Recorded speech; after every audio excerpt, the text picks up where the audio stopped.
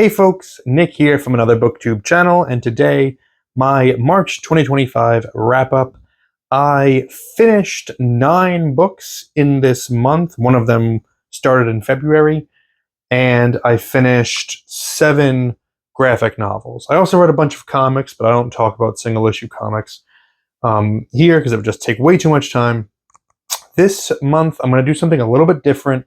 So I'm going to present this list to you, starting from the book that I least enjoyed to the one that I most enjoyed. We're going to start with a couple DNFs, because even with that big reading output this month, I still managed to find time to DNF a couple books. The first one is going to maybe be a bit of a surprise, because this is a really popular book. This is a fantasy book that came out last year or 2 years ago that was very well received. It was very popular on BookTok and BookTube. The Goodreads reviews of this, the ratings are great, like through the roof. It's The Will of the Many by James Islington. I gave this book a chapter and a half, and I just knew it wasn't going to work for me. I thought that the magic system that they were kind of hinting towards and leaning at, the societal system, was marginally interesting. But it's all coded in the Roman Empire. Like, it's a lot of language that like sounds like Roman Empire speak. The aesthetic is along the same lines. And I know there was that meme that goes around that's like, men are always thinking about the Roman Empire. I don't give a shit about the Roman Empire. I'm never thinking about the Roman Empire. I do not care about the Roman Empire. And that just did not capture my attention or my imagination. So I just stopped it. Another DNF, and this one was really surprising to me, because by one of my favorite authors of all time, it's Ray Bradbury's A Graveyard for Lunatics. This one I got maybe like 40-45% of the way through before I gave up. I could not tell you what this book was about. It was nonsense. It was completely lacking in any kind of focus or rhythm. Ray Bradbury, I've never seen him so like joyless in his writing, even though I think this was meant to be like a madcap comedy, I think. There was just no forward momentum to this. There was none of his trademark like bittersweet wisdom or nostalgia. This was nothing. I got absolutely nothing out of this. I couldn't believe how like bad this was. It was a later in his career book, and it's the first one I really read from that time period, and I don't think I would try more if that's what I can expect from it. Okay, let's start with the stuff that I did finish, but also we're starting with, again, least enjoyed. This is another kind of a surprise. Comics Dementia, a Love and Rockets book by Gilbert Hernandez. I've talked about his Palomar stories, and they're usually things that I really love. Comics Dementia is the weird stuff that like fills in the pages of a Love and Rockets magazine. Because Love and Rockets, you've got Jaime's stories, which are usually like the Locas. You've got Gilbert, who does Palomar, but there's also like 1 or 2 page like filler pages that are just random things.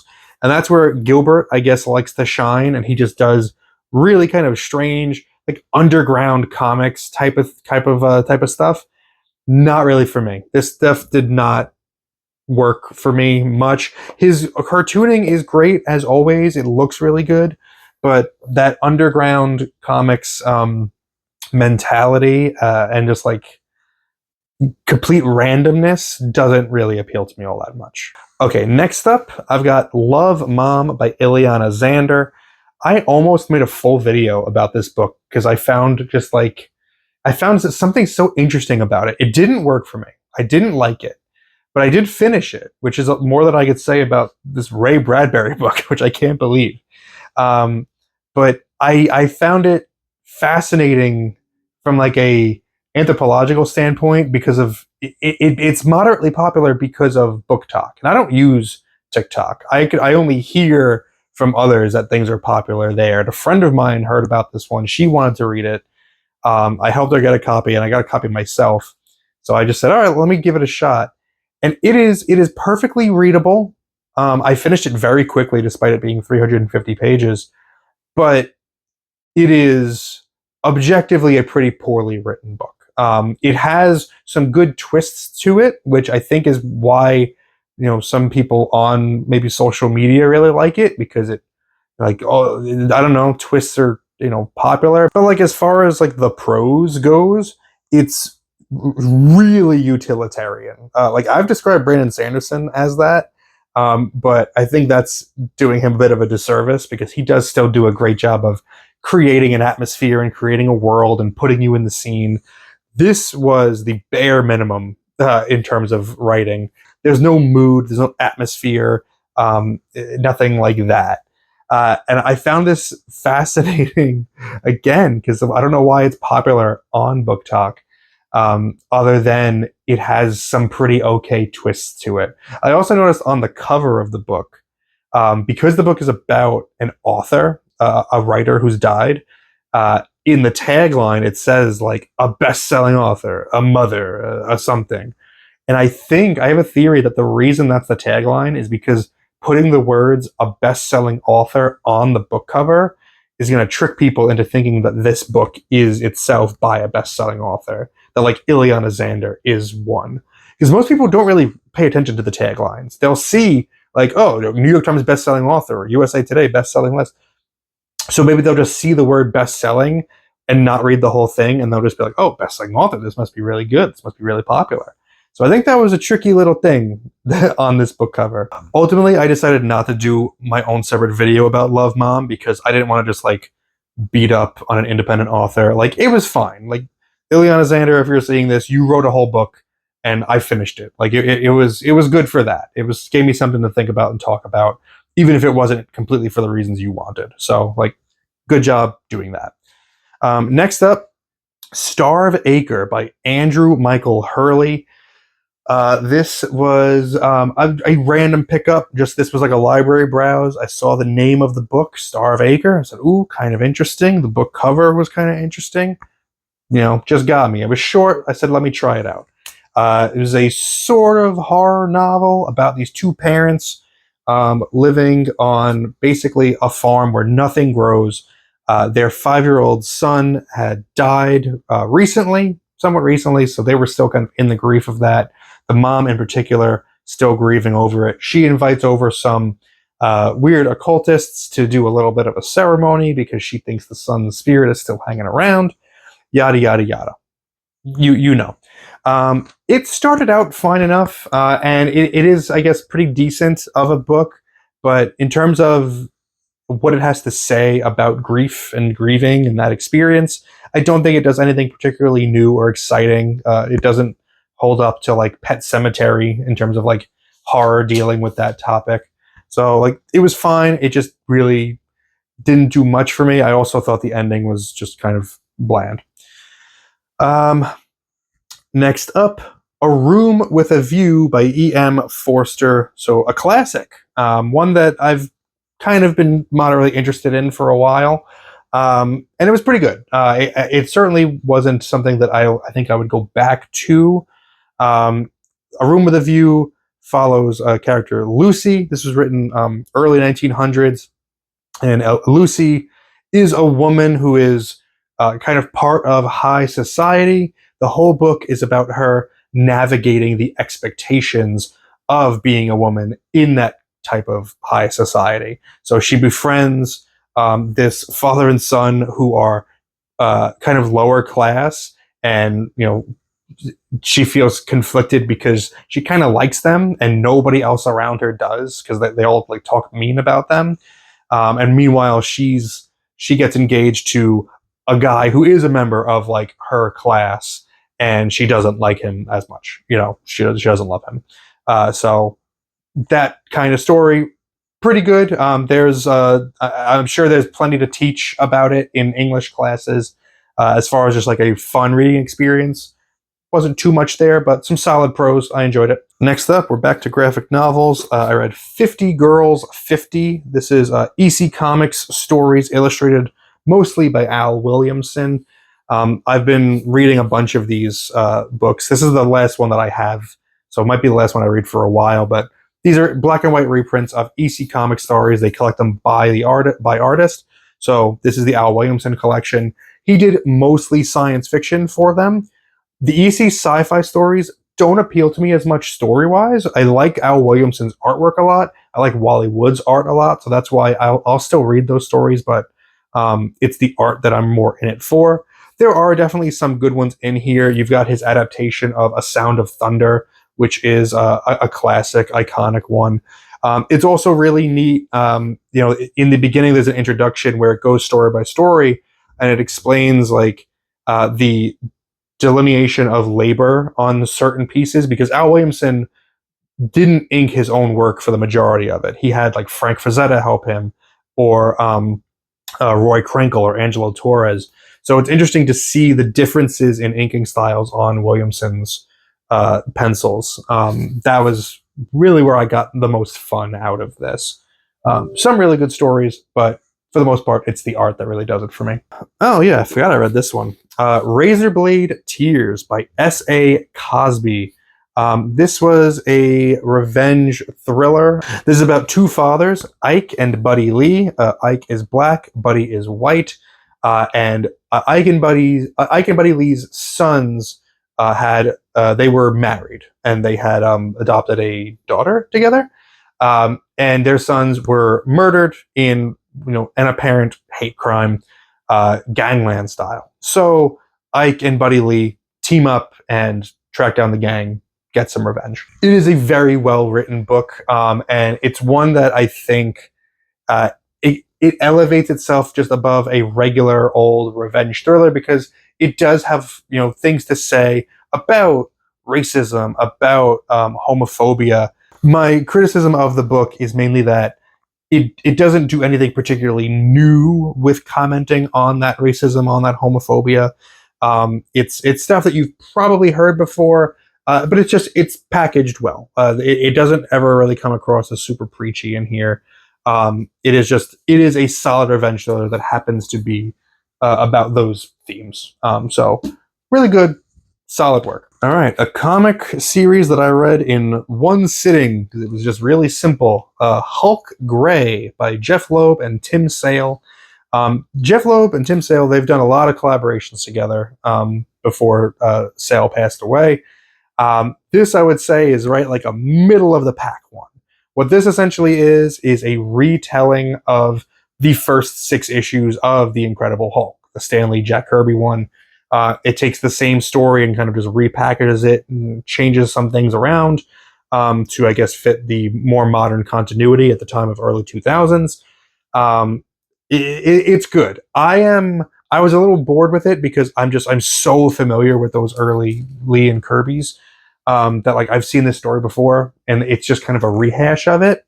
And it wasn't unique enough the way that like a Daredevil Yellow was. Like Hulk Gray and Daredevil Yellow, part of the same like project idea.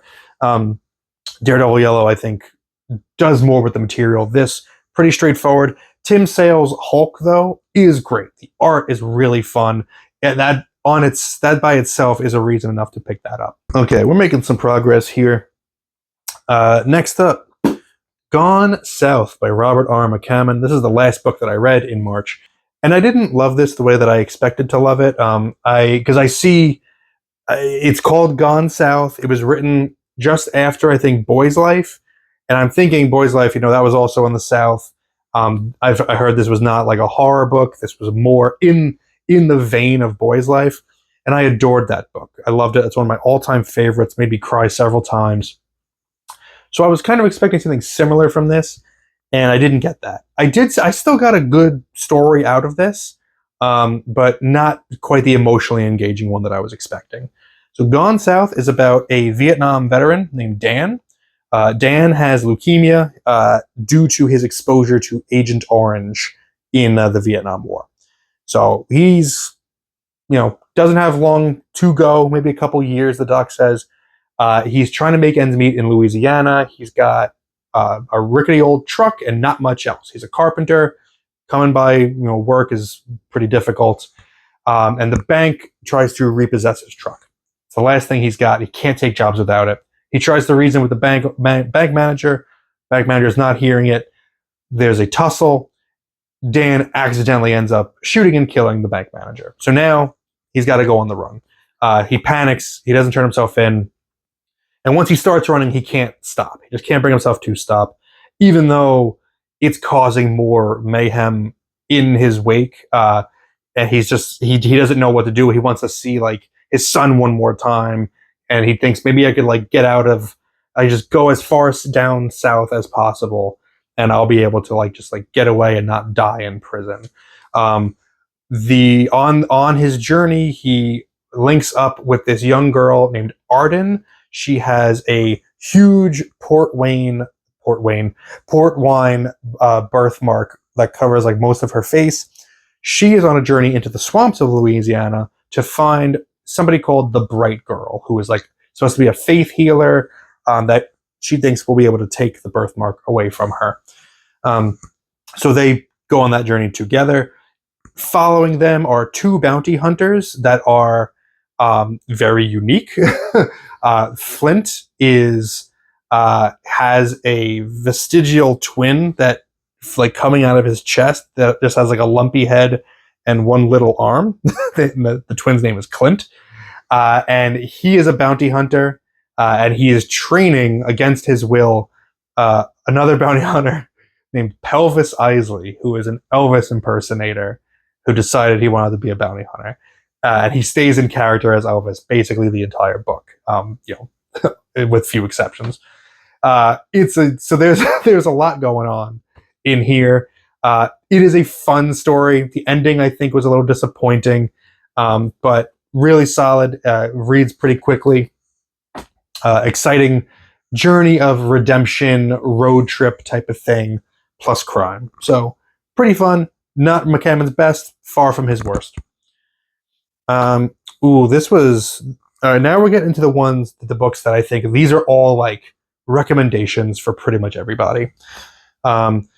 Stuck Rubber Baby by Howard Cruz. This is a comic book that was published in 1995, I think, from DC Comics, from their Vertigo line.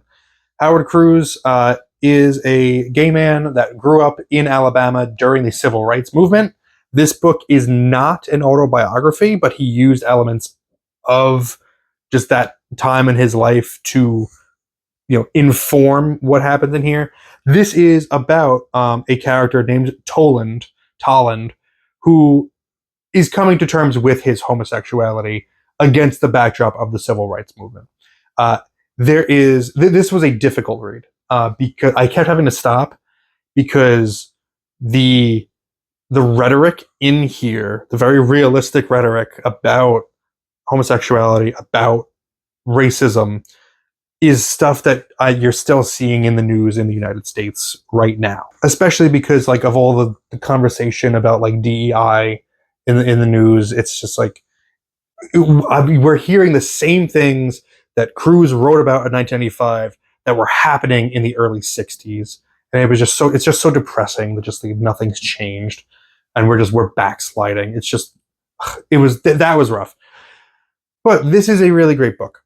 It's a wonderful coming of age, and I like how very honest it is about its prejudices. Toland himself is not some white savior character. He's not a perfect figure. He is extremely flawed. He's a bit of a dumbass.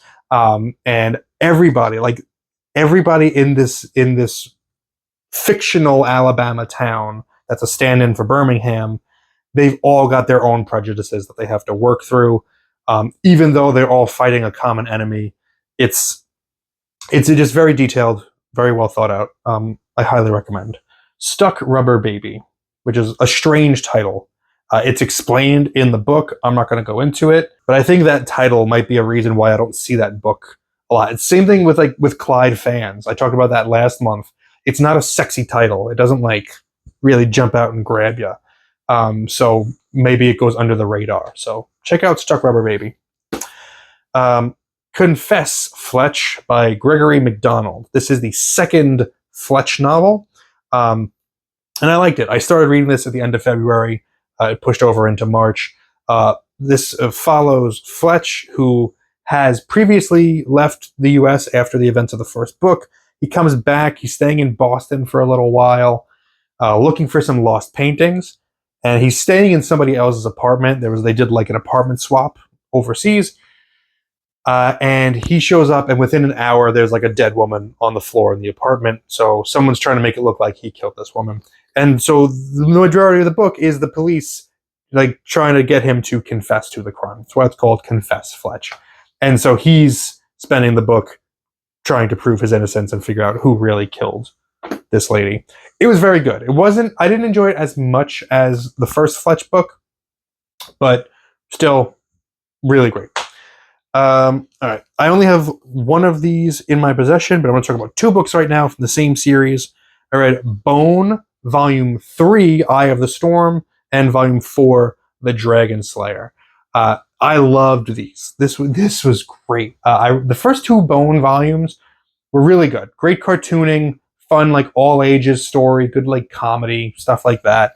But in Volume 3 and 4, this really takes a turn into epic fantasy territory. It's like, oh wow, we're really cooking up something like intense here. Like this is actually, it's still for all ages. It's not too intense. It's not like just like it's not like bloody or particularly violent, but this would be challenging to a younger reader. This is probably close to like The Hobbit or something, or like Lord of the Rings. Like it's really it forces you to engage with it on a higher level than just like look at the silly cartoons. So I love this. I also found Dragon Slayer Volume 4 particularly interesting because in it, Fonsible Bone, who is the wealthy con man who was kicked out of his hometown, they're staying in this village, and he convinces the village that there is an external threat to them in the form of a dragon that only he can protect them from. And so they basically idolize him. He has them build a wall to keep out the dragon in this case. And basically tells them, I'm going to protect you from this dragon. All you've got to do is just continue to give me everything you've got. Like pay this in taxes. Give me all your eggs, give me all your chickens. Like he's making claims that he's doing a lot for them and that he's the only one that can help them. But really all he wants to do, all he's interested in is amassing his own wealth while doing absolutely nothing, keeping the people afraid, and ultimately his plan is to just completely leave them behind. Hey, my fellow Americans, doesn't that sound familiar? All right, next up, well, still have a few to go. Oh man, this is getting long. All right, Volume 5 of the Department of Truth, What Your Country Can Do for You. I love this series. It's one of my favorite ongoings right now by James Tynion IV and Martin Simmons. The main storyline here is the history of the Department of Truth and how Lee Harvey Oswald became involved in it. There's also a backup story in here drawn by Allison Sampson, which is about Marilyn Monroe, which is great because the whole book is about Lee Harvey Oswald, JFK. So that story in particular really interested me because this whole premise of this world is that enough people think about something and then they believe it's true, it becomes true. So the mythology of Marilyn Monroe taking over her own life, and she's like aware of it as it's happening, but she doesn't know what's happening. Great stuff. It continues to be an impressive series that I highly recommend. Ooh, this was the best. Maybe the best. Yeah, I think this is the best graphic novel I read last month. Hostage by Guy Delisle. This is a nonfiction book about a Frenchman, Christophe, who was kidnapped in Chechnya in 1997, right? And he's held prisoner for like almost 4 months, and he spends the majority of that time just handcuffed to a radiator in an empty room. He gets shuffled around a little bit, but for the most part, he's handcuffed somewhere. And it's great. It's so tense, considering the majority of the book is him not being able to leave a single spot, like literally being handcuffed. The tension and thrills that Guy Delisle is able to get out of his story is really impressive. just simple things like the changing in lighting throughout the day. So panels becoming brighter and darker just to denote that time is passing, and knowing how to make things exciting even when they're very small. So because he can't do much, something as simple as hearing a different noise during the day is enough to be an exhilarating moment. It's like, oh, what is that noise? Is somebody coming to get him? Is this about to end? Like, what's going to happen? Like that, drawing out that drama, it's done really well. Even though the scene, the scenario is repetitive by necessity, by just based on what it is, the book never feels repetitive. The book feels like it's constantly keeping you interested and bringing you along. And it's a really harrowing story because, God, can you imagine just like 4 months just like handcuffed to a radiator? Like, brutal. Like, I can't, like, ugh. That I would go nuts. I don't know how this guy did it. We're in the top 3 now. This is Kiss by Ed McBain, an 87th Precinct novel. This is about a woman who somebody wants her dead. Clearly, a few attempts have been made on her life, and her husband hires a bodyguard to keep her safe. Or did he? I don't know. And the other storyline in here is about Detective Steve Carella. It's the trial of his father's murder. So his dad was murdered, I guess, in a previous book I did not read. And so it's just the trial of the person who's been accused of it. And that's really why this one stood out to me. And I think this is one of the better 87th Precincts I've read, is because I've seen Ed McBain do the police procedural stuff a lot now. I've never seen him do the courtroom drama procedural. And that was really exhilarating and a lot of fun. So I really liked Kiss for that reason in particular. All right, getting into the top 2 here.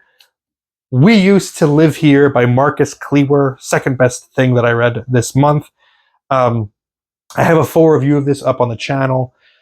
This was one of those books that began as a series of Reddit posts, so kind of creepypasta-ish.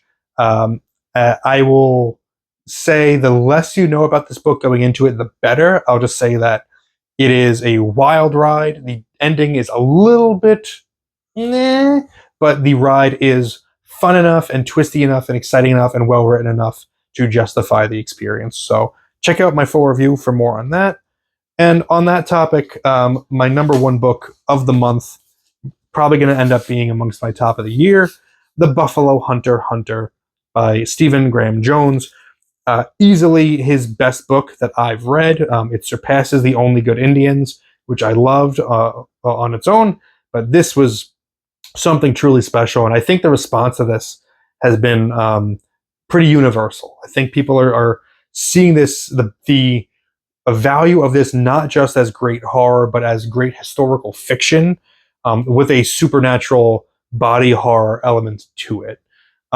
It's really well done. And if you've tried Stephen Graham Jones in the past and you've found his prose challenging, because it absolutely is challenging, this, I think, is his most accessible book.